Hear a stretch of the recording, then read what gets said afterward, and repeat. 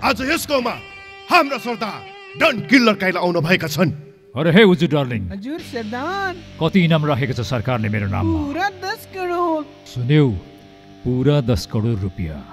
रक्तपात गर्नु नपरोस् यहाँ। म डन किलर काइला हुँ। हाम्रो केही मागहरू यस गाउँकाहरूले पुरा गर्नुपर्छ। हामी किन मान्नु तपाईँको कुरा? हामी पनि त मान्छे हौ। तपाईँ आफै हाटाघाटा हुनुहुन्छ त काम गरी खान सक्नु हुँदैन? कुनै बेला सिंहलाई पनि भुसाको जरुरत पर्दछ। खोइ तपाईँको कुरा चाहिँ हामीले केही पनि बुझ्नु सकेनौँ है। हामीलाई यस गाउँकाहरूले 15-15 दिनमा रासन, रक्सी अनि पुतलीहरू दिनु पर्दछ।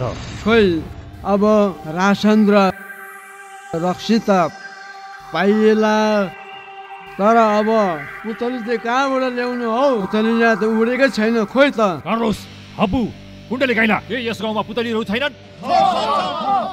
सुनिस, पुतलीहरू छन्, प्रशस्तै छन्। पुतली? खोइ के को पुतली? कहाँ छ पुतली? यहाँ उडेको छैन नि त। कार्लोस, उठा पुतली।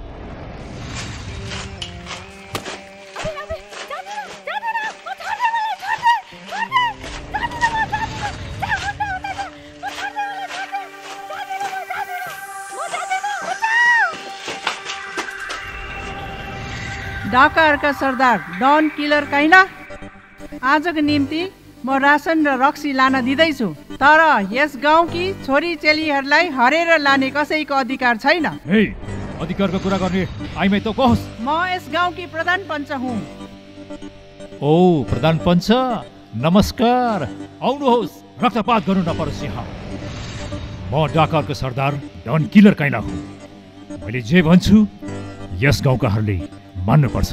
यस्ता डाकाहरूका कुरा माने भने हामीहरू पनि यतिकै अपराधी बन्ने छौँ। नराधमहरू! आमा आमा आमा के हुँदैन? काका साथी, आमालाई हस्पिटल पुऱ्याउनु पर्छ। आमा आमा के हुँदैन? आमा आमा के हुँदैन? आमा जसले विरोध गर्यो त्यसले गोली खायो।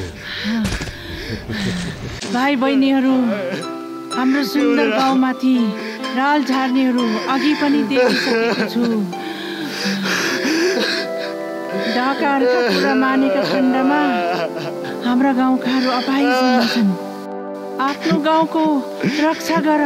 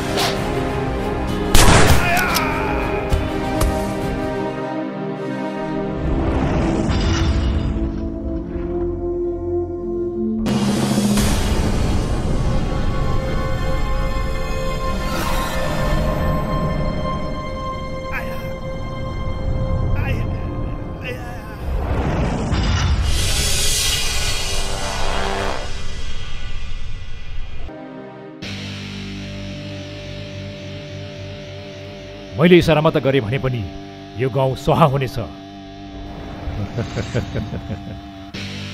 मेरो हुकुम सबैले मार्नु पर्नेछन्।